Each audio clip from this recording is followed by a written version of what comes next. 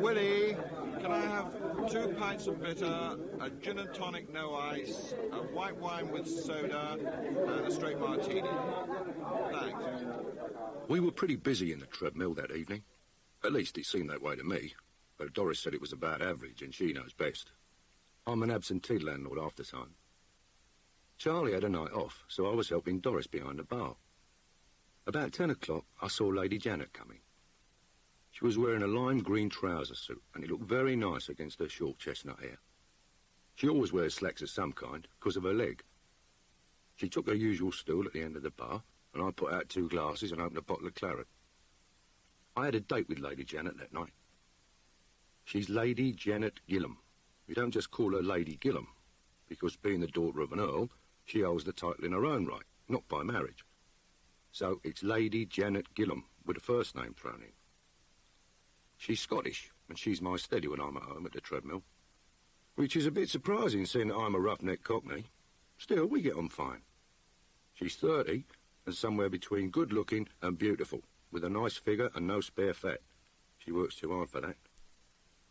By all accounts, especially her own, she was a swinging hell-raiser as a debutante.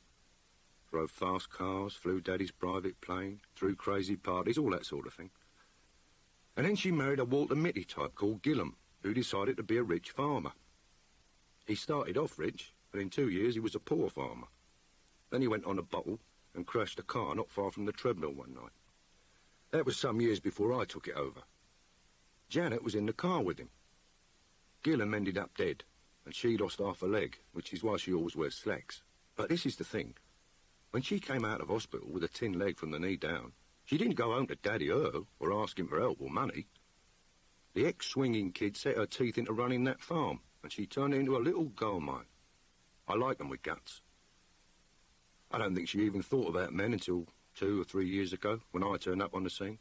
And even then, we just said a polite good evening to each other for about a year before anything developed. She told me later she'd written herself off for men.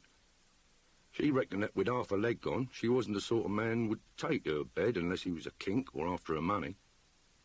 She knows now I'm a million miles from both, but it took a little while before she could really believe that I liked the 90% of her that was left much better than 100% of most girls. Come right down to it, I admire her in a big way. So what difference does a leg make? You'd be pretty stupid if you only admired people who hadn't got hurt in a lousy accident. What started us getting together was when I found out some small-time protection mob had moved out into the country a bit and started picking on easy-looking marks. Lady Janet was one of them. When she stuck her heels in, they began the kind of trouble that could have ruined the farm. So I stuck my nose in. Went to see her and told her I'd sort it out. It seemed the neighbourly thing to do. She was pretty snooty at first, but I could see that underneath she was close to breaking. When she realised I meant it, she cried for about 5 seconds before she could get hold of herself. Then she was worried that I'd get hurt, and I had to explain that I wasn't really a beginner at sorting out trouble. It wasn't much of a caper, really. I went and saw the top man, who wouldn't have rated 7th in most of the mobs I'd known. I didn't lower the boom on him right away. After the years I spent working with the princess, I reckoned to be better on technique than that. I just told him to lay off or else. So, of course, he sent his strong-arm boys in to do me. There were 3 of them, and I put them in hospital. Then I went back to the boss man and brought him to the farm, out cold in the boot of a car. He was fat and flabby, and I made him work like a slave, shoveling muck from dawn to dusk for a month, sleeping on straw in a locked outhouse. It nearly killed him, and it certainly changed him. A week after I let him go, there was a lot of rain, and Janet got a letter from him saying, "Please excuse the liberty, but her ladyship ought to keep an eye on the culvert at the south end of the valley bottom, because it got blocked easily and might cause flooding." Anyway, during that month, I had to stay on the farm to keep tabs on him. I started off in one of the cottages, but at the end of the week, I moved into the farmhouse with Lady Janet, and we found we suited each other fine. There aren't any strings either way, and we both know there never will be. Now she's got over feeling bad about the leg, I hope one day she'll meet some nice bloke and marry again. I'll miss her a lot, so maybe I hope it won't happen too soon. This night I'm talking about, I'd only been back from the States for 3 days, and it was the first time I'd seen her since getting back. We'd fixed a date by phone, and when the pub closed, we were going to drive up to town, see a late movie, then go into a club. Nightclubs leave me cold. But they make quite a change for Janet these days, and now that trouser suits are okay anywhere, she can enjoy that sort of evening out. We chatted a bit about the farm and what I'd been doing in the States, and then, about 10 minutes before closing time, Doris came up and said a gentleman at the other end of the bar was asking for me. I excused myself to Janet and moved down the bar. He was about 38, in a nice suit, no overcoat, with grey eyes and sandy hair going a bit thin. He had a long upper lip and a funny down-turned smile. I felt sort of bristling at the back of my neck, because this one was dangerous. I gave him the nice cheery grin I save up for that kind and said, what can I do to you? I'd like a private word with you, Mr. Garvin. My name's Fitch. It was a very soft voice, a touch of Irish in it, overlaid by something American.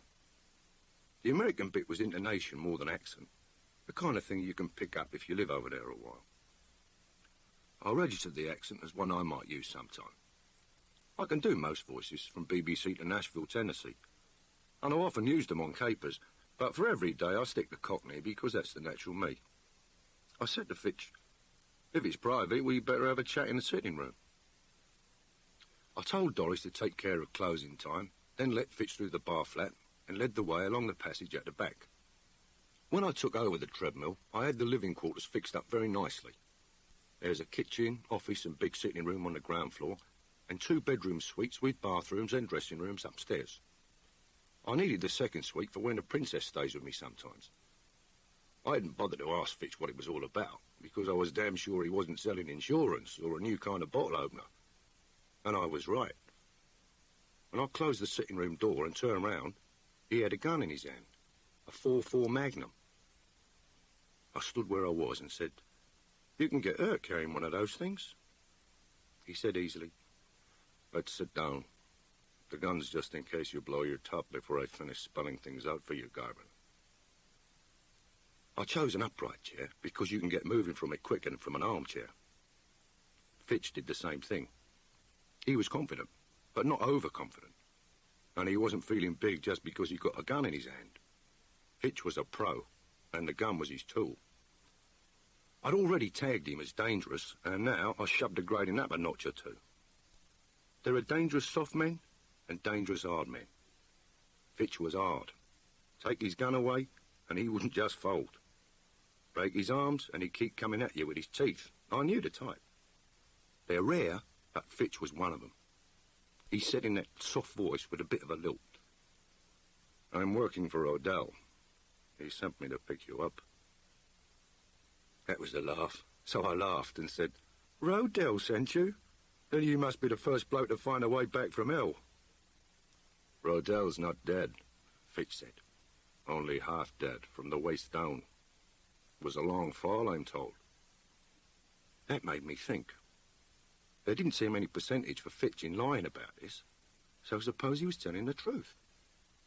If Rodell was alive, I wasn't pleased to hear it. I've known some nasty pieces of work, but they don't come any nastier than Rodell. He was a Levantine, and he'd been in the flesh game, selling girls in South America, Saudi Arabia, and anywhere that he could get a good price. Don't ever think that sort of thing went out with silent movies. Still goes on, and it's easier than you'd think. The experts who specialise in breaking in the girls before they're placed in red lamp houses would have made Caligula throw up. About 3 years before the Princess closed down the network, we tangled with Rodell. He had a biggish mob, and they snatched the girl we used for smuggling diamonds. That's all the Princess needed. She'd hated Rodell's guts for a long time. We got the girl back, and the Princess decided it was time for Rodell to be put down. Call it murder, if you like. I put it under good works.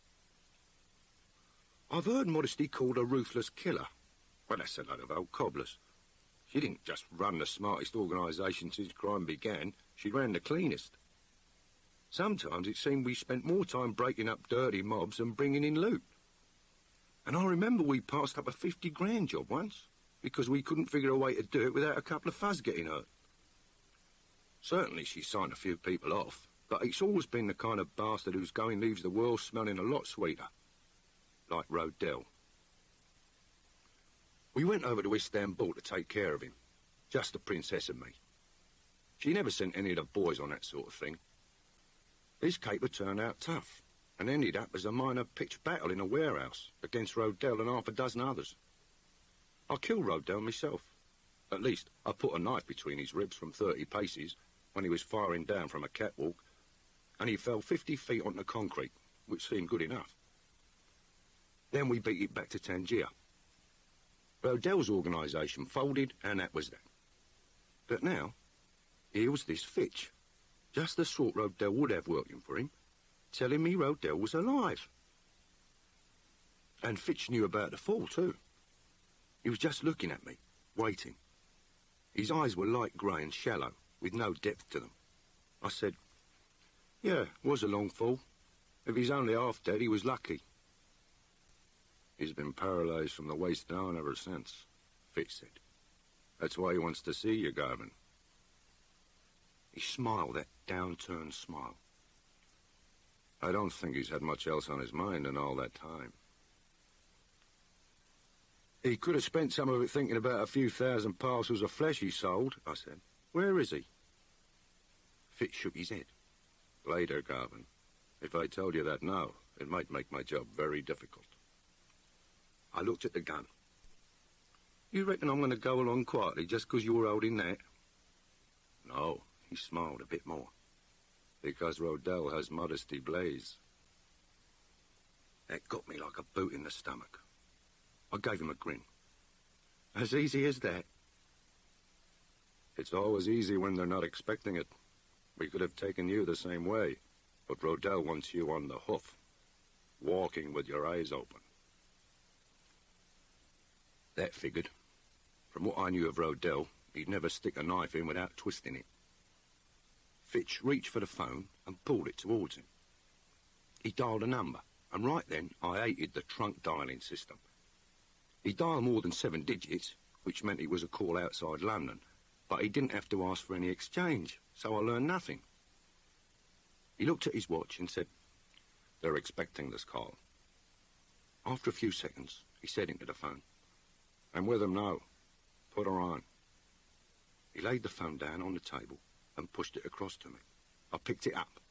She said, "Willie." It was her, all right. Nobody could fool me with an imitation of her voice. I said, "Where?" That's what I had to know. She came back quick. "Don't know, but don't go along with it, Willie." Then her voice was smothered. After a second or two, a man's voice came on the phone, a voice with an accent. I didn't know it well enough to recognise, but I didn't have any doubts that it was Rodell. I'd never heard a voice so crawling with hate. He just said slowly, "That was bad advice. Fitch will tell you what happens if you don't come, Garvin." Then he cut the connection. As I put the phone down, Fitch said, "Rodell has her. He's expecting us at a certain hour. If we don't arrive by then, he puts his experts to work on her." He let it sink in, then stood up and slipped the gun into a shoulder holster. "I guess that holds you better than a gun." They had it weighed up just right. Anybody who knew the princess and me could lay 1,000,000 to 1 that I'd go along, even without an escort. I stood up and said, "I'll get me jacket." I felt sick, and I reckon I looked it now. I was letting it show, to make Fitch feel easy. My jacket was on the back of another chair. I picked it up, tossed it in Fitch's face, and followed up. I gave him stiff fingers in the solar plexus, and a chop under the ear as the jacket fell away from his head, and then caught him as he went down. I chucked him over my shoulder and went out the back door. It was dark and quiet. There's a fair bit of ground between the pub and river, with a brick path leading to what I called a gym, though it's more than that. It's a long brick building with no windows, or rather fake windows, and a special double door. There's a pistol range, a short archery range, a combat dojo, gym equipment and showers. The whole building is soundproof. At the far end, separate, there's my workshop, where I do a lot of fiddling around with electronics and micro-engineering. I carried Fitch in and locked me out the door, then tied his hands behind him and took the gun away. I'd got to find out where the princess was, and I knew the only way to do it was to break this bastard fast. Given time, I might have eased it out of him with scopolamine, but I didn't have any around and I didn't have time either. Making someone talk has never been my line, and Fitch was tough. Not just on the surface, but deep down. If I thought about what Rodell's experts would do to the princess, I suppose I could have got busy on Fitch without too much sweat, but even that was no good. I've been worked on myself, once with a hot iron, and you can ride the pain till it knocks you out. Well, Fitch was the kind who'd do that, or more likely still, he'd talk but lie, and there wasn't time to chase after false leads. I had to break him from the inside, so when he talked, he gave the right answers. I fetched a coil of rope, climbed one of the gym ropes, and ran the end of the coil through a big pulley in a beam that ran across the gym. I dropped down, made a small bowline noose on the other end, and forced it over Fitch's head. Then I brought a chair from the workshop and stood it under the pulley. Fitch was beginning to come round. While he was still half senseless, I pulled on the rope and dragged him to his feet. After about 10 seconds, when he could stand without his knees buckling, I heaved on the free end of the rope again. The chair was right beside him, and the only thing he could do was climb up onto it. He stood there swaying, head twisted, eyes sticking out, sweating cobs in case he overbalanced. I made the end of the rope fast round the wall bar, keeping it taut, and then went and stood in front of him, looking as vicious as I know how. "You stupid bloody fool," I said. Not loud, but cold and mean. "You reckon I'm suckering up to think it'd help Modesty Blaise if I let you take me in on a lead? I'm going to find Rodell. In 20 minutes I'll have contacts in London, Liverpool, Glasgow and Cardiff on the job. He's off his own turf and they'll find him. It'll be too late to help, but not too late to kill the bastard. And you, Fitch, you just stay here and swing." I tipped the chair so he slipped off, and then set it down and went for the door at a run. There's a 4-foot space between the doors, so I could look through the crack of the inner door and see Fitch. There was no drop to break his neck, and the noose wasn't a slip knot, so he wouldn't strangle right away. I could see him with his head strained sideways, neck muscles standing out, body swinging a bit, trying to get a foot on the chair I'd left close alongside. I reckoned he'd make it, so I went quietly out of the second door and ran up the path to the car park. Doris had closed the pub, and there was only one car left, a Jaguar XJ6. It was locked, but that only stopped me for about 10 seconds. In the back, I found a pair of handcuffs bolted to the bodywork on a short bit of chain. They were for keeping me quiet when we got near Journey's End. I walked back to the gym, opened the outer door, and went through the inner door at a run, heading for the workshop at the far end. It was only when I was past Fitch that I braked hard and turned to look at him, showing a bit of surprise. He was standing on the chair, up on his toes, leaning at an angle, his breath rasping like a saw going through plywood. His face was reddish blue, the flesh swollen, and his eyes weren't shallow now. There was plenty of depth in them, and it was all fear. I said, "You must have stretched an inch or two, Fitch." And then I walked over and tilted him off the chair again. He managed to croak, "Listen!" but then the rope cut him off. He hung there, swinging, his mouth working as if he was trying to talk. I started to move away with the chair, and then I stopped as if I'd had second thoughts. I said, as if I was screwed up tight with hate, "All right, you can have it the slow way if that's what you fancy." Then I put the chair down, close to his feet again. I went through the door into the workshop and began putting a few things in a grip. I packed 2 or 3 knives, a Colt 32, which is one of the 2 guns the Princess likes best, some medical stuff, and an assortment of gadgets that I thought might come in useful. When I came out, Fitch was on the chair again, but he was shaking and wobbling, fighting for balance. It wouldn't last long. I walked past him and said, "Have a good time." His voice sounded like a chronic bronchitis case whispering, but he managed to get it out. "Garvin, wait. They've got her in Glencroft Castle." His mouth kept moving, but he'd run out of air. I walked back to him, slow, grabbed the back of the chair again and said, "You lying sod." He heaved in a great whooping breath, his face all mottled. If you can scream in a whisper, that's how it came out when he said, "God's truth, Glencroft Castle, Inverness." I knew it was true. He hadn't even tried to bargain because he didn't think I'd give him time. He just told me. And now he was looking at me with mad eyes, hoping for the best, begging for it. I said as if I couldn't believe it, "You were supposed to take me to Inverness?" He tried to nod, nearly lost his balance and croaked, "All-night drive, due tomorrow, noon." So that was the deadline.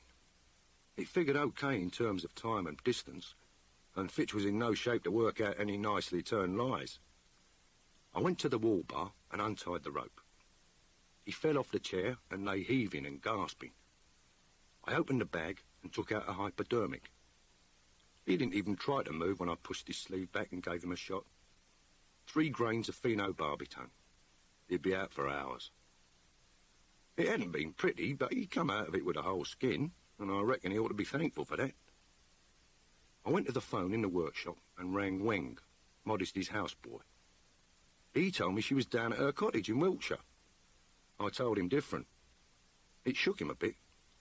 I gave him a quick rundown on what was happening and told him to come down fast and take charge of Fitch. Weng wouldn't make any mistakes. He had Modesty's keys to the gym. He'd truss Fitch up till only his nose was showing and then sit with a gun stuck under that for a week if need be. When I rang off, I picked up the bag, went out and walked back to the pub. Lady Janet was in the sitting room looking through a magazine. As I came in, she said in that soft, burring voice, "And what happened to your friend, then?" She looked up, saw my face, and stood up so quick you'd never have known she had a gammy leg.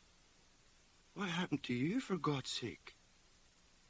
I was getting out ordnance survey maps and a guidebook. I said, "Sorry, Jan, the date's off. I got big trouble." Castle Glencroft was in the guidebook. It was described as a fortified house and only rated 3 lines, so I knew it wasn't very big. Probably one of those old mansions with a castellated roof. Lady Janet said, "Is it Her Highness?" That's how she always spoke of Modesty. Before they knew each other, there used to be a bit of acid in it. But they've met quite a few times when the princess has been staying with me, and I think they get on pretty well. Janet still spoke of Her Highness, but it's just a sort of joke now, with no needle in it. I said, "She's been grabbed, Jan.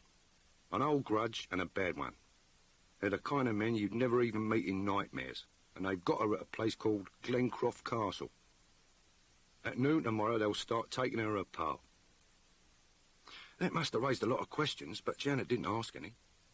As I went to the phone, she limped across and put a hand on my arm and said in a quiet voice, "She's good at looking after herself, surely." I didn't need telling that. She'd look after herself all right if she could see them coming, but this was different. I told Janet so while I was looking up Dave Craythorpe's number. Dave has a beagle pup that he keeps at White Waltham, not very far from the treadmill. He's done quite a few flying jobs for us. I was praying that he was at home and available, or if not, that I could borrow his beagle to fly myself up to Glasgow. The phone kept ringing. Janet said, "Who are you trying to get, Willie, and why?" I told her. She put her hand on the phone cradle and cut me off. "There's Daddy's Beechcraft Baron at Heathrow," she said. "He came down on Tuesday and is still in town. I'll fly you up to Glasgow myself, Willie." Jesus, good old Daddy Earl. I didn't ask if he'd let her borrow the plane because I had an idea she wasn't going to bother about permission. Nobody at Heathrow would stop her, not when she gave him that look with 10 generations of Earls behind it. And the Beechcraft could do 225 miles an hour against the Beagle's 120. I put my arms round her and kissed her as if I meant it, which I did. She smelt fresh and cool, and she was good to kiss. Then I rang a Glasgow number, and this time I got through right away. Wee Jock Miller said, "Hey, and I told him I wanted a good car waiting at Glasgow Airport from 2 a.m. onwards. He just said, "Aye, Willie," and we rang off. Jock had a network pension because a bullet wound had cost him the sight of one eye, and he ran a garage in Glasgow now. He'd never talked much, but if he said, "Aye," then you could stop worrying. Janet said, "I was inside Castle Glencroft once when I was a wee thing. It's no more than a big house, Willie, north of Loch Shield, and nothing for miles around." I told her I knew there was a phone laid on, so I reckoned the place was still habitable. I was moving about the room, opening drawers, repacking the bag, taking a few things out, putting a few in. Janet didn't blink as she saw the gear. She'd picked up quite a bit about Modesty and me, and I suppose she guessed quite a bit more. "The family lived there till a few years ago," she said. "Then they moved out. I don't know if they sold Glencroft, but likely enough they couldn't. Maybe whoever's there now rented it for a while." That sounded about right. I zipped up the bag.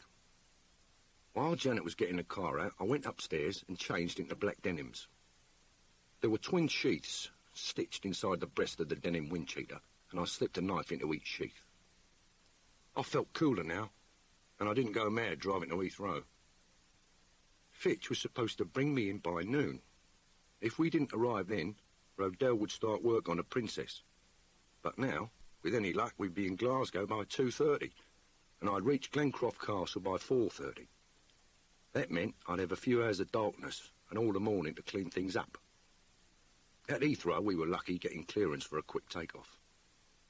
Janet brought the Baron round on course, set the controls on autopilot, and asked for a cigarette. She couldn't tell me much about Glencroft Castle, except that it was ringed by a high wall and built in a sort of E shape with the middle stroke missing. One wing had been condemned years ago, and a family lived in the other wing. We didn't talk very much during the flight. I suppose Janet felt there wasn't much that could be said, and I was busy with a few mental tricks that stop you burning up all your juice with adrenaline fatigue. All I remember is that after a long time, she said a bit uncertainly, as if she wasn't sure how I'd react, "Willie, you think an awful lot of her, don't you?" Well, I don't often try to explain this because it can't be done, but I reckon Janet was entitled to an answer. It's a long story, and I could only give her the bones of it, which don't mean much, really. Most of my life, I was a mean, stupid, twisted bum who hated everything and everyone, and who was always in trouble. And then the Princess came along. She was only 20 then, but she'd been running the network for 2 years and was already big time. She picked me out of the gutter, or out of jail to be exact, gave me a job to do and trusted me. It was like being melted down and remoulded. I came out of it, well, different. Different? Well, try imagining something that's always lived in pitch dark, groping around at the bottom of the sea, and then suddenly it finds it can live in the open, in the air and sun. It was like that. Or like if suddenly you found you could take off and fly like a bird. It was that different. When I'd finished blundering around with words, trying to explain all this to Janet, she sat thinking for a bit and then said slowly, "I have an idea of what you mean, Willie. You're the only man I know who's exhilarated all the time." She looked at me.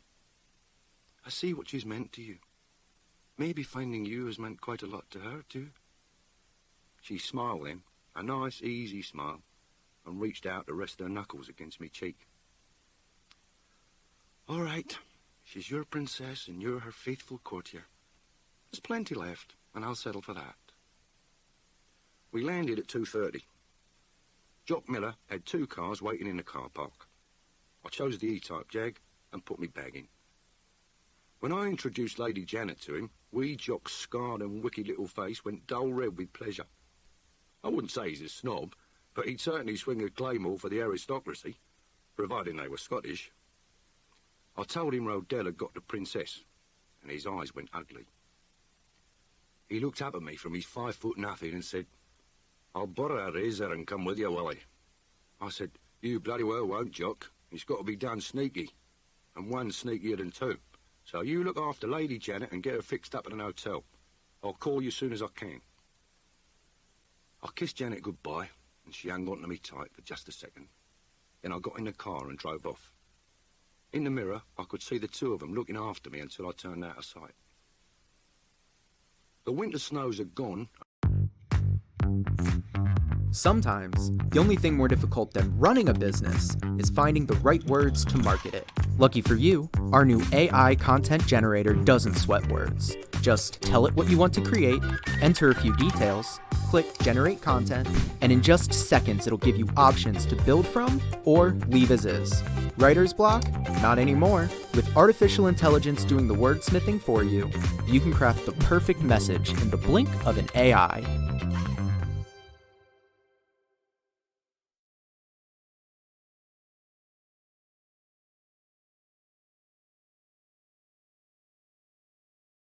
And the roads were clear. I made good time up past Loch Lomond and didn't lose a lot on the road through the Grampians. And then there was Rannoch Moor and the long curve round to Fort William before I took the minor road running north. Half an hour later, I turned down a track leading to Glencroft Castle. It was nearly a mile away, but I drove with no lights. After about half a mile, I pulled off the track into a little rocky lay-by, got the bag out and went ahead on foot. It wasn't 4 yet, and up north here, I knew it wouldn't be dawn till well after 8. I was feeling nice and easy inside now. I'd got there, I got time in hand, and I got the initiative, which was the most important thing of all. As far as Rodell knew, I was in a car with Fitch, and had probably only just cleared the Midlands at this moment. Glencroft was a miniature castle, as Janet had said, and there was a crenellated wall right round it, about 30 foot high. As the castle itself only had 3 floors, the wall was well out of proportion. But God knows why anyone had built the place there anyway. Didn't defend anything, except whatever was inside. Still, with the clans always feuding, that had probably been the point. I took a look all round the wall. There was one big main gate with spikes on top. It was newer than the castle, not more than a century old. Of very solid timber, and locked or barred on the inside. The barbed wire reinforcing the spikes was newer still, not even rusty yet. The wall arched over the top of the gate, and the small gap was filled with these spikes and barbed wire. On the eastern side there was a small door set in the wall, again very solid and barred on the inside. I decided to go over the top, so I sorted out the stuff in the bag, put a selection of it in a small pack, and strapped this on me back. Then I took a length of knotted nylon rope with a grapnel at the end. The tines of the grapnel were sheathed in rubber, except for the tips. It hardly made any noise when I tossed it up and got it hooked over one of the crenels. It was an easy walk up the wall. I was trying to think what they call the bits that stick up between the crenels. About 4 feet from the top, I remembered they're called merlons. And at just about the same time I felt the rope give. The mortar holding the big stone that the grapnel was hooked on must have been weak and crumbly, because I could see this stone, about 18 inches long and a foot thick, leaning over as it tilted out from the top of the wall. Then we both fell. I'm not laying it on when I say I can take a 25-foot fall onto turf without worrying too much. Falling is something I can do quite well, which isn't much to boast about. The smart bloke is the one who doesn't fall. This fall had problems, though. I didn't want to land on me back because I was wearing a pack with a lot of hardware in it. Another thing I didn't want was to have a 100-weight block of stone laying on top of me. So I was fending this off as I went down, or rather, trying to push myself aside from underneath it. That was the last thing I remember for a bit. When I opened my eyes, I felt cold as a deep freeze, except for my left shoulder, which was on fire. The block of stone lay a yard away, and it hadn't hit me. I hadn't landed on me back either, because that didn't hurt. What I'd done was to dislocate me left shoulder. When I sat up and touched it, I could feel the lump where the bone was out of the socket. Charming. After a bit, I stood up and leaned against the wall with my good shoulder, wondering. In some places, my name carries quite a reputation, and I was wondering why. My own opinion of Garvin just then was that, with a lot of help, he might just about make the grade as a village idiot. There was nothing I could do about the shoulder, not on my own. So I spent a little while wrapping the pain up in black velvet and shutting it away where it couldn't reach me. It's a mental trick, And it's one of about 1,000,000 things I owe to the princess. You don't learn it in an hour or a day. There's an old chap called Sivaji in the Thaw Desert north of Jodhpur who says he's 127. I think he's a liar. He's 150 if he's a day. The princess sent me to him years back, and I spent 2 of the weirdest months of my life learning a lot of useful things. After a while, when the pain was a long way off, I moved up along the wall a few yards and tossed the grapnel up again. This time, I put my weight on it for about 5 minutes before I started to climb. It's not all that funny climbing with 1 hand and 2 feet, but it must be possible because I managed it. Then I dropped the rope inside the wall and climbed down. 2 minutes later, I was at a window of the west wing where a light was showing. The curtains weren't drawn and I could look straight into the room. A big fire was blazing in the old fireplace, and there were 5 men. 4 sat at their table playing cards with full ashtrays and half-full glasses. The 5th was Rodell. He sat in a wheelchair with a rug over his knees, a big brandy glass in one hand, looking into the fire. I remembered him as a big man with a hard brown face. He was still big, but his face was yellow, and the flesh had gone from it now, leaving it shrunken and tall. It was as if some acid had been eating away for years inside his skull. And I suppose it had. The other 4 were just the kind I expected, variations of Fitch. That sort cost money, but they're worth it to a man like Rodell. I wasn't surprised that they were up and playing cards at this hour. Rodell was always a night owl. Immediately inside the window was a big grille with close-set bars. This wasn't new, so I guessed it was part of the fittings, and that these grilles were fitted inside all round the ground floor windows to prevent theft when the place was empty. I checked another half-dozen windows, and they were all the same. I thought it likely the upper windows would be free of grilles, but I decided to have another look in the lighted room before I started climbing again. When I got back to it, I saw that one of the men had brought some plates and a big dish of thick sandwiches. Rodell hadn't moved and wasn't eating, but the rest were. Then the door opened and a new man came in, herding the princess ahead of him with a gun. I felt my stomach jump like a trout.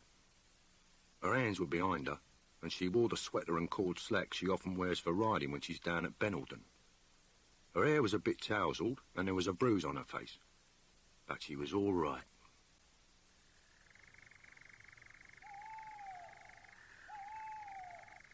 She walked in, cool as a model on a catwalk, and even in those old riding clothes she looked like something out of Vogue. Really, she's not all that big, about 5'6", but somehow she seemed a head taller than anyone in the room. I got that funny little ache in the throat for a second, same as I always get when I see her again after a little while. The new man shoved her towards a chair by the table. When she turned round to sit down, I saw that her wrists were tied with wire, barbed wire. I could see dry blood on her hands and on the sleeves of her sweater. I swallowed a big bubble of hate and chalked that one up on the slate to be settled later. They put a plate with a doorstep sandwich in front of her, and the new man said something. Rodell moved for the first time, turning to watch. It was just the sort of thing he'd enjoy, watching her get her face down and gnaw at the sandwich like a dog. But it didn't bother me, because I knew it wouldn't bother the princess. Food's energy, and that's a lot more important than pride when you're on a caper. She bent and bit at the sandwich. It struck me that this was a good time for me to try the upstairs windows. If I could get inside and then down, I could see where she was taken when she finished eating. Now that I knew she wasn't under heavy sedation, I wanted to get her free of that barbed wire before starting a rumble. It didn't improve my opinion of that genius Garvin to realise that one thing I hadn't got in the pack was a pair of pliers for wire cutting, so it was going to take a bit more than a try to get her free. 5 minutes later, I'd got the rope and grapnel from the outer wall and was standing under a window about 20 yards from the lighted room. On the second try, I managed to get the grapnel hooked on the sill. I tested it well and then started up. Now and again, the pain in the shoulder kept breaking through, and the arm itself was useless, but somehow I made the climb. Then I saw the bars of a grill inside the window. This didn't seem to be my night. I sat on the sill and felt cold. and suddenly I was sick. Next second, a light went on in the room, and I got off the sill so fast I nearly fell. I hung by one hand, groping for the rope with my feet, and realised that I must have picked the room where the princess was kept, and that the guard had just brought her back to it. I eased myself up until I could look over the sill. The new man was just going out, and before he closed the door, I saw the makeshift drop bar fixed on the outside of it. The princess was sitting on an iron bedstead with no mattress. There was nothing else in the room except a wooden chair. I'll never know how I got up on the sill again one-handed, but after about 100 years, I found myself sitting there. The princess had moved and was half squatting on the floor against the foot of the bed.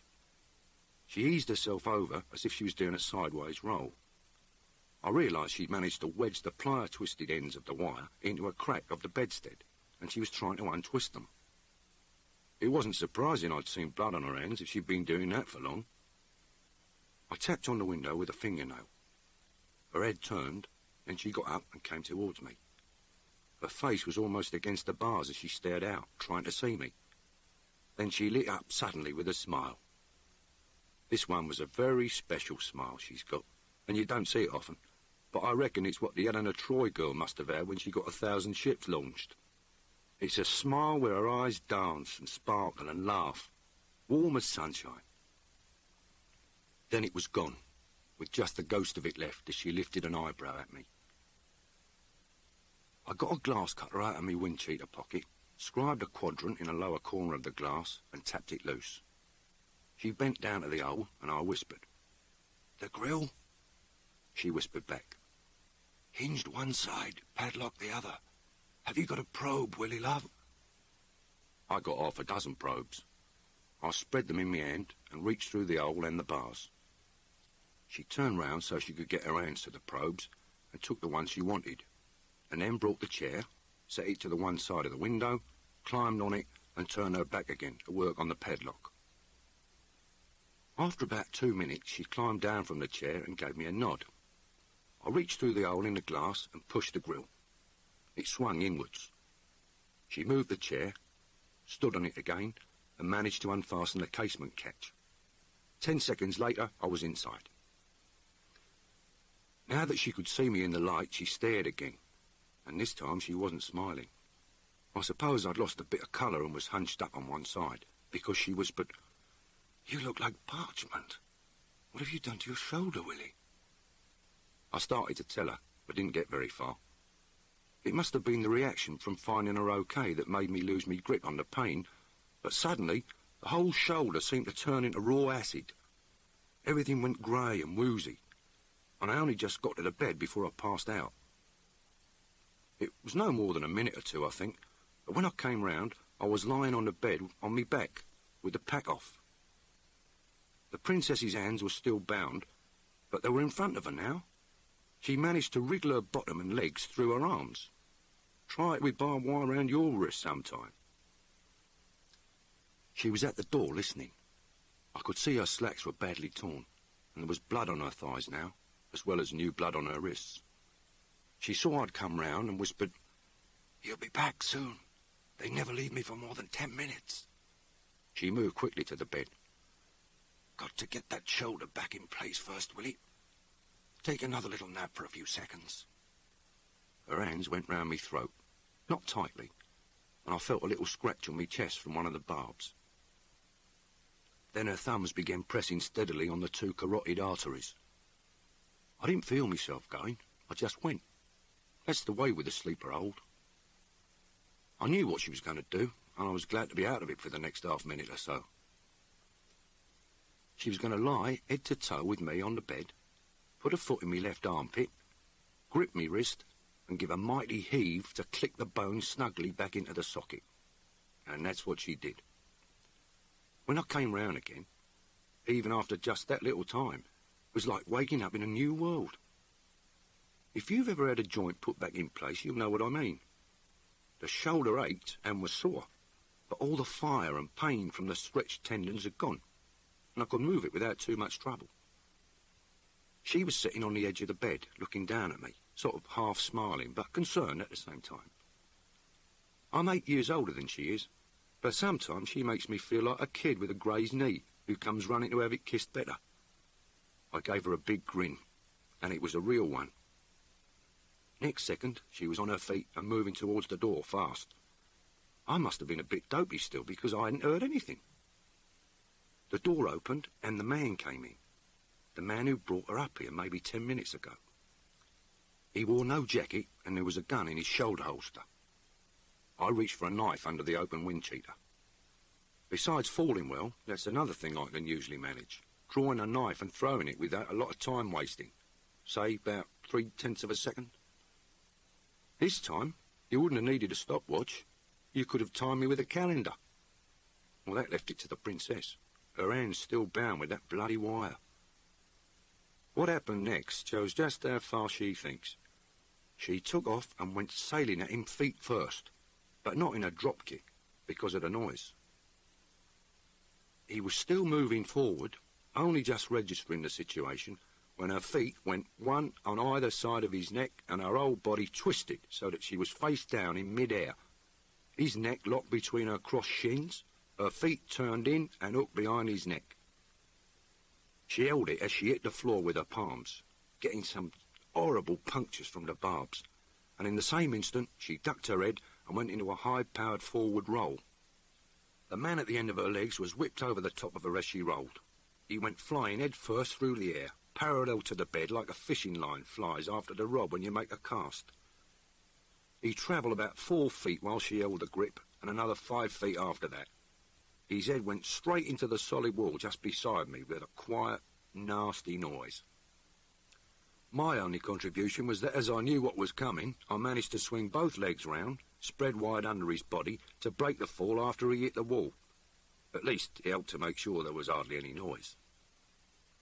I heaved him off my legs and sat on the edge of the bed, looking down at his head. It was unnaturally flat on top, like an egg hit with a spoon, and a trickle of blood was running through his hair. As the princess came to her feet, I said, "If there's a vacancy for a ghost in the castle, this bloke's just qualified." "It was meant," she said, and then sat down beside me and held out her hands. When I looked at them, I didn't blame her for meaning it. I got busy on the ends of the wire. They were twisted solidly together, and I used the notch of the glass cutter to work on them, slowly getting them untwisted. It took a few minutes, and we talked in whispers. They picked her up in the stables at Benilton. She'd walked in and found 3 guns looking at her. They brought her up north in a car, drugged. She'd been here 36 hours now. The wire came off at last. I got the little medical kit from the pack, put U-Sol on her wrists and bandaged them up. She stripped off her torn slacks and lay face down on the bed while I doctored the punctures and gashes in her thighs. I told her my side of things, and how I got up here so fast. We weren't wasting time. There was some work to be done soon. I needed to be in fair shape for it, and this little break while I patched her up was working wonders. With the shoulder in place and her free, I felt better every minute. When I'd finished the first aid bit, she pulled on the slacks and said, "Think of something pretty special I can do for your Lady Janet sometime, Willie." I told her I'd try, and then said, "What was Rodell going to do?" "It was you he wanted to get at," she said, in a kind of tired voice. "The knife just missed killing him that night in Istanbul, but the fall crippled him. I think he's been eaten up by hate ever since. He's been planning this and relishing it." We were sorting out the things in the pack, and she was buckling on the belt with the Colt 32, slipping the Congo into her pocket. I checked the knives in their sheaths under my wind cheater. It was automatic. All I was thinking of was Rodell, and wondering exactly what it was that he'd been relishing. "He wanted you to walk in here under your own steam," she said. "There are big cellars under the castle. He was going to put you in shackles and have his experts get busy on me in front of you. He wasn't going to kill you. Being dead doesn't hurt much. He was going to hurt you for life, the best way he knew." I felt cold again. It wasn't the same sick cold. It was a deadly sort of cold. She said, "You were going to watch while his men did this and that to me, and at the end of it all, they were going to use a whip till I was dead." I wiped the sweat from me face and stood up. I don't much fancy killing a man in a wheelchair, but I was going to kill Rodell without any second thoughts at all. "Let's get it over with, Princess," I said. Just for a minute I thought of Janet, and how she'd come back fighting after that lousy accident. Rodell hadn't come back fighting, just hating. It had made him even less human than he'd been before, and I never believed that was possible. We went out of the room and along a broad passage to the head of the stairs. There wasn't any planning to do. We were just going to go into the room and get busy. 5 men, including Rodell. With that Colt, the Princess could take 3 of them in about a second. I couldn't use my left arm comfortably yet, but even with one arm, I could take the other 2 men with knives in about the same time. The hall and stairway were poorly lit, and I could see the crack of brighter light under the door where Rodell and the others were. We'd got about halfway down the stairs when something went wrong, though we'll never know exactly how it happened. Maybe they heard a noise. Maybe somebody had taken a walk outside and found a rope hanging from the window. Whatever it was, they knew the game had changed. Suddenly, the light in the hall went out. So did the light shine under the door. I think they shorted the circuit and blew the fuse. Next second, the door was open and somebody was firing a submachine gun at us. Not exactly at us, he was firing blind, but near enough. We went back up those stairs like a couple of hares in overdrive. Down below, I could hear Rodell's voice shouting. It was shrill, more like screaming than shouting. And then torches came on, shining up the long curve of the stairs, but we were at the top by then. House fighting in the dark is a dodgy business. It gives the edge to the side with the most firepower, and Rodell's lot had that all right. The Princess hung over the balustrade at the top, trying to sight a torch to fire at, but we could only see the beams of light, not the torches. There came another burst of firing, and we hopped back a bit smartly. The beams of light moved and shone up from the foot of the stairs. It was a nice piece of work. The torchmen were keeping out of the line of fire till we'd been driven back, or knocked off, by a spray from the SMG. As soon as we moved back, the torchmen advanced while the gunner moved forward in the dark, so we had no target. I started wishing I'd primed the 2 grenades I carried in the pack, but until now there hadn't been much likelihood that we need 'em, and this wasn't the moment to start fumbling around. The gunner was moving up the stairs, throwing a quick burst at intervals. The Princess touched me on the arm, and we ran. She said, "Down and up behind them if we can find the way." It made sense. A slow retreat from a slow advance wasn't going to help us. Our best move was to go like the clappers while they edged forward, so we could get down by another staircase, and then along the ground floor and up behind them. I still say it was the right move, even though it worked out so badly I might have thought of it myself. There had to be another staircase, of course, and there was. But if I could find out the name of the mad Scot who built the small staircase at the end of the west wing so that it bypassed the ground floor and went straight down to the cellars, I'd go and jump on his grave. We went down and down. I'd got my own torch out now because there were no lights anywhere. From the sound of firing, the advance wasn't as slow as we might have hoped. And then we went through a doorway with broken hinges and no door, into a long, damp cellar with arches of mildewed stone, inches of sodden dust, and all kinds of debris, the sort of stuff you can't imagine was ever bought or used, but which seems to be specially manufactured to fill cellars. We slowed down a little and weaved between the stone piers, looking for one of the other doors that might lead up to the ground floor. No door. We'd already turned the corner into a stretch of cellar that lay under the connecting hall, and soon we reached the next and last corner, where the other end of the hall joined the east wing. Still no door. We moved on, under the east wing. I stopped and shone the torch round slowly. Damp, stained walls. Crumbling stone piers swelling to vaulted sections of ceiling. Dust, cobwebs, junk. No door. No trap door. The Princess said through her teeth, "Who built this bloody place?" It's not often she swears, but she was hopping mad now. I always want to laugh when she's like that. She doesn't lose her temper over someone like Rodell setting his experts to work on her. He saw was little things, female sort of peeves that make her blow her top. Like why the clown who built Glencroft Castle hadn't put a door there for us to get out of 300 years later. Mind you, he wasn't my favourite builder either. Quite suddenly, there came a burst of firing that sounded much nearer, and I realised that Rodell's men had reached the cellar door we'd come in by. The only door. They were still round 2 corners from us, but they wouldn't be long arriving now. I put the torch on the ground and began to prime the 2 grenades. I was by a stone pier, and the Princess was on one knee beside me. She'd gone dead calm again now. She pushed back a bit of hair that had fallen over one eye and just knelt there, a Colt in her hand, watching the right-angle turn of the wall where Rodell's men would have to show up eventually. In a funny sort of way, I felt quite happy, like I always do when we're in a spot together. I've tried to figure why, but I can't. I certainly don't have any death wish, just the opposite. Maybe it's because deep down I reckon that if the Princess is there, we'll come out of it. That makes more sense than you'd think, because Modesty's the greatest survivor, right from ever since she can remember. She's got a will to survive that's as hard as the Koh-i-Noor diamond, and just as big. Even now I was backing it to outshoot Rodell's gunman, if it came to that. But it didn't come to that. I had plenty of time to prime the grenades because nothing at all happened for a while. It was only later that we found out why, and then it was hard to believe. All we knew at the time was that they left us alone long enough for me to prime the 2 grenades. A lot longer, really, because it's not a big job. As soon as it was done, the Princess gave me a nod. I wormed my way up to the angle of the wall while she covered me, then I edged half an eye round the corner. All I could see was blackness.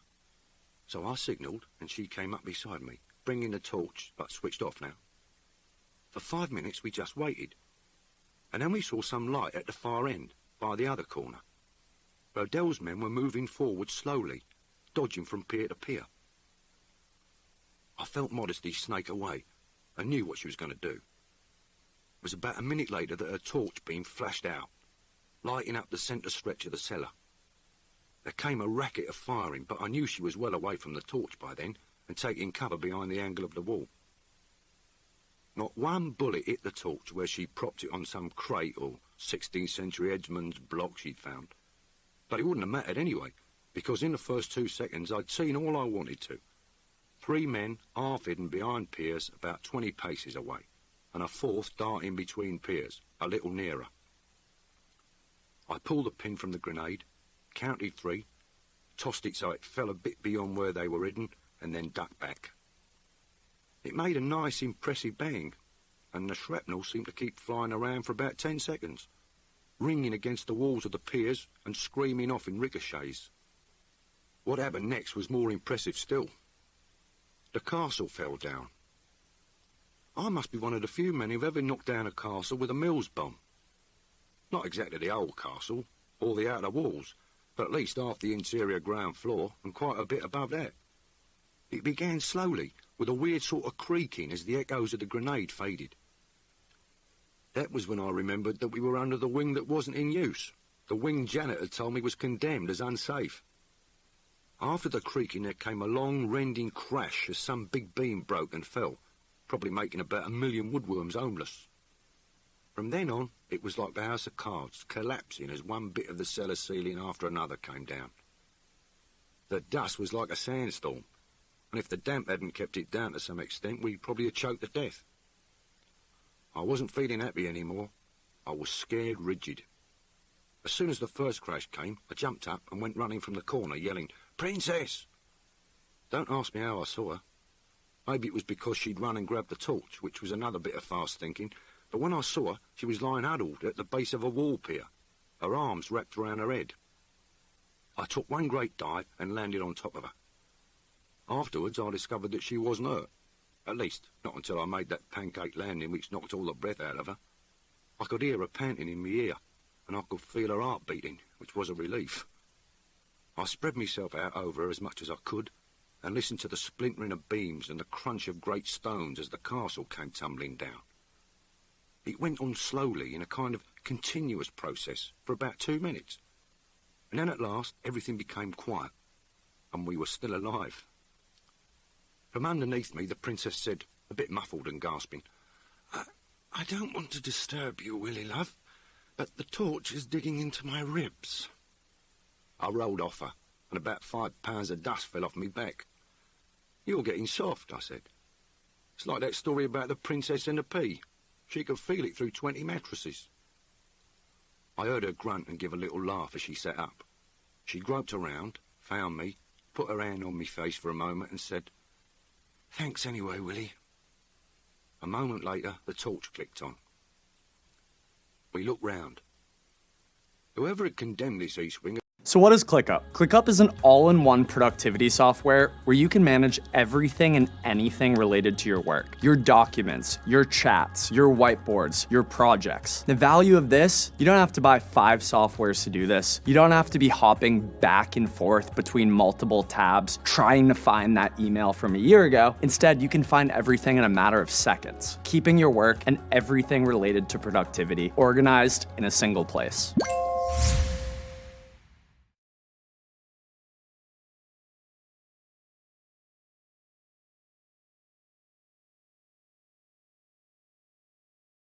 had only been half right. He should have double condemned the whole hall between the 2 wings. Not a great deal had fallen close to us, but where the centre section joined the wing, there was nothing but a great pile of stones and rubble, with broken beams and joists sticking out of it. The roof had certainly fallen in on Rodell's men, which was a good thing. Not such a good thing was the fact that we were entombed. The princess switched off the torch, and we waited for our eyes to get used to the dark. After about 5 minutes, she touched me and said, "There, Willie." I felt along her arm to find where she was pointing. Then I looked and saw it. A tiny crack of light, moonlight or starlight, coming in through a pile of debris that sloped up against the angle of the wall. It took me an hour to make anything of that gap, and we spent most of it working on chunks of stone that Cheops could have used for building his pyramid. We had to handle them gently, edging them an inch at a time, and then waiting to see what happened to the rest of the great heap before making another move. Having an half-useless shoulder didn't help, but luckily I'm quite strong, and weight for weight, I reckon the princess is even stronger. I don't know where she packs it, because she certainly doesn't bulge with muscle. At last we dragged clear a joist that was holding a pile of small rubble, and when the dust settled, we could see our way out, a narrowing hole that wove up through the wreckage to the ground level. The light we could see seemed to be coming in through an uncurtained window there. The princess looked at this horrible shaky tunnel for a while in the light of the torch. Then she said, "It's never going to get any better, so let's go." We didn't argue about who was going to risk it first. At 5 stone lighter, it made more sense for her to give it a try. She was just starting to crawl up the first bit of the slope when a voice from somewhere said, "Please." It wasn't loud, but it was quite clear, and the echo in that cellar made the word hover in the air so creepily that my hair bristled. We froze. Then the princess backed down and pointed. I swung the torch, and we moved forward to where a great mass of wreckage had spilled forward at the point where the centre section joined the wing. That's when we found that Rodell was with us, and it explained the delay earlier.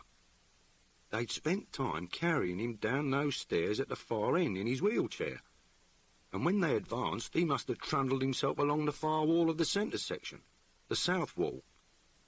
The only reason I can work out is that he wanted to see the end of it all. He'd missed out on his main idea, and he knew he'd never round us up alive, so he didn't want to miss seeing us killed. I suppose when the grenade went off, he must have been forward of it, and covered by a pier. At first when we saw him, I thought he'd fallen through from the floor above, but he was pinned under a beam, so he must have been below when the cellar roof fell in. The wheelchair had saved him. It was on its side, with him still in it, half buried under small rubble, and with this beam lying across it. The chair was partly crushed, but it held the beam just enough to stop it squashing him. He looked a mess, but so did we all. There it was then. An hour before, we'd been out to kill him. Now we were looking at that beam and figuring out how to get him free. Don't ask me why it works that way, it just does. He looked into the light with flat dead eyes from a face black with dust and said, "Please," again. The princess said, "If you can crawl under that beam and ease it up a fraction, Willie." So I did. It really creased me. I felt I was lifting the whole castle. She managed to get him by the shoulders and drag him out, his useless legs trailing. I lowered the beam the couple of inches I'd lifted it, and then crawled out backwards. A second later, there was a great crunch as tons of stuff settled down on the place where I'd just been. I said, "Christ!" and that was all the breath I could spare for a while. The princess knelt, holding the torch on Rodell and holding the colt on him too, and nobody said anything. When I could move, I checked him. His shoulder holster was empty, and there was no gun in his pockets. The princess put her colt away, and we looked at this crazy little tunnel again. I still had a coil of rope in the pack, but we couldn't just climb out and then drag him up. I didn't mind him taking the last and nastiest chance, but this tunnel through the wreckage wasn't a smooth slope up. It ran through a pile of tangled joists and blocks of stone, all very dodgily balanced. Tried to drag a crippled man up through that, and he'd get snagged every few feet. Increased the pull, and the whole lot had come down on him. I waited for the princess to say what I knew she was going to say, and I felt my stomach shrinking to the size of a golf ball. She said in a fed-up voice, sort of irritably, "Oh, let's get on with it. You first, Willie. I'll go up with him and ease him over the snags." I'd have liked to argue, but he was no good. I'm that much stronger, and it had to be me hauling on the rope. I heaved Rodell to the foot of the slope on his back, tied a bowline noose round under his armpits, and then took the other end of the rope and went up that long, shaky hole. It was a petrifying trip. I could feel everything shuddering, including me. But nothing gave way, and I came out at last through a gap where floorboards were missing, onto a bit of solid flooring in the room above. And then I took up the slack of the rope very gently. From below, the princess called, "Right, Willie?" I heaved very slowly, about an inch a second. After about half a minute, she called, "Stop!" Then I heard a scrambling and the rattle of little stones falling from way down the hole. It seemed to go on for hours, and I was scared spitless. I had to remember to breathe. She called, "Right," and I started the slow-motion heaving again. That's the way it went on. Start, stop, wait, as she eased him up that death trap with creakings and groanings and little whispering falls of rubble that took years off me life. At last I saw her head. She was on her back with most of Rodell's trunk on her legs. She had to be that way to get him over the snags. Even then she didn't hurry, which made sense. But I had to dredge up all the control I could find to stop myself heaving like mad. From start to finish it took 10 minutes. Then she scrambled clear, and I gave a last heave that dragged Rodell out and onto the solid floor. I mean solid compared to the rest. She said, "I didn't like that much," and wiped her filthy face with the sleeve of her filthy sweater. I was so relieved and so sort of proud of her, I wanted to hug her till me muscles cracked. I got out a probe and unfastened the padlock on the grill over the window, and then went and picked up Rodell. 2 minutes later we were outside, and we didn't stop moving until we crossed the space between the castle and the outer wall. I suppose you call it the bailey in a real castle. I put Rodell down, propped against the wall near the big gate, and started to draw the bars. The princess said, "Give me a few minutes, Willie," and sat down cross-legged, hands resting on her knees, upright but relaxed.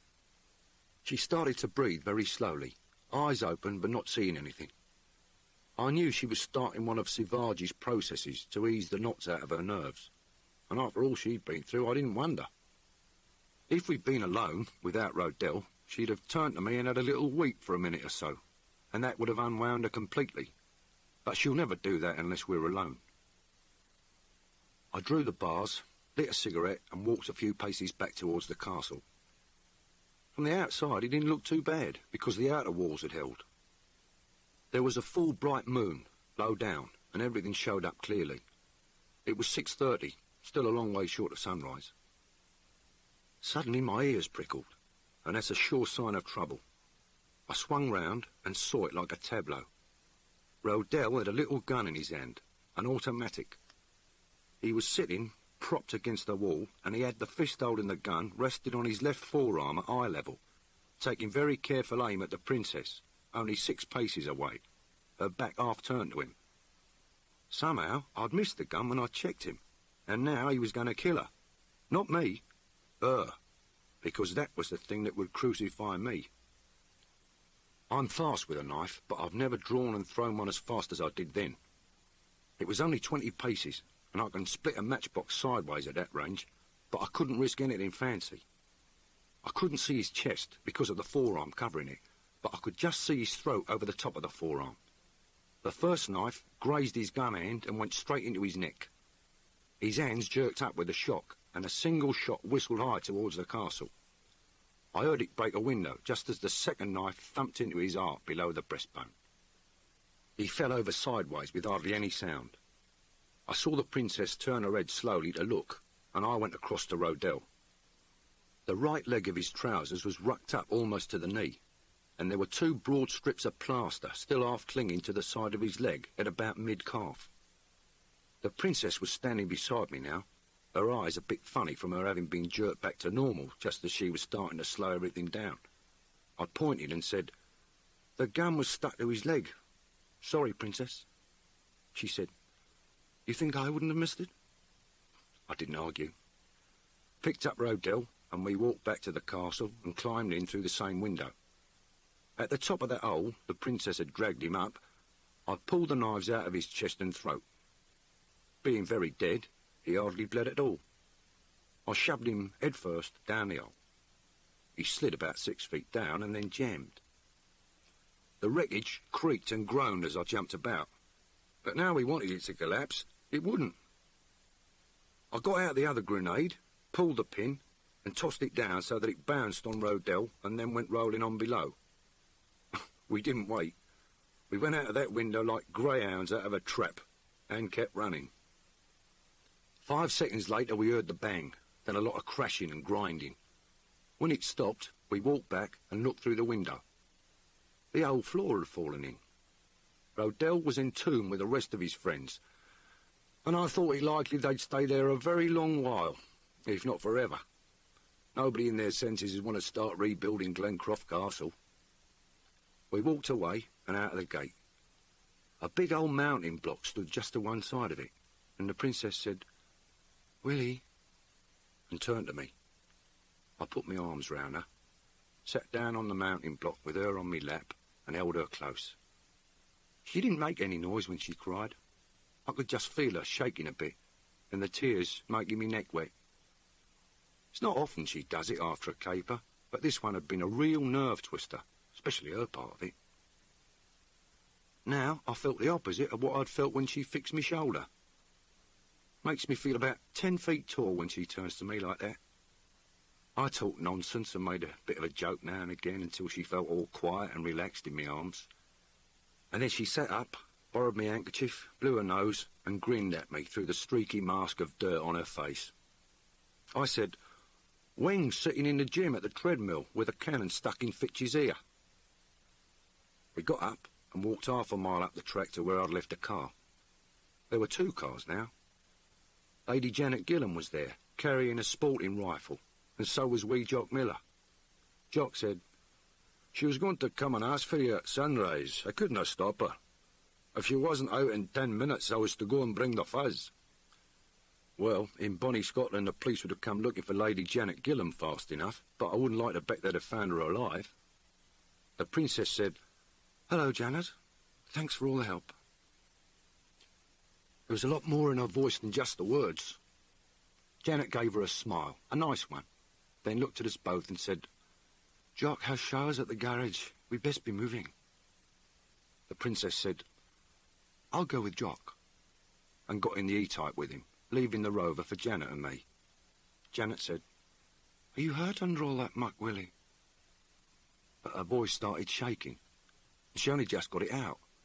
Then I saw some tears on her face. I was going to cuddle her up and tell her everything was all right, but I was coated in filth, so I stopped. Janet said, her voice all up and down, "Never mind the dirt. What the hell do you think she went ahead for? We're not all made of teak. And she could see I was going to cry. So hold me a wee while, Willie. So I did, which was the second time in about 10 minutes. But I didn't tell Lady Janet that.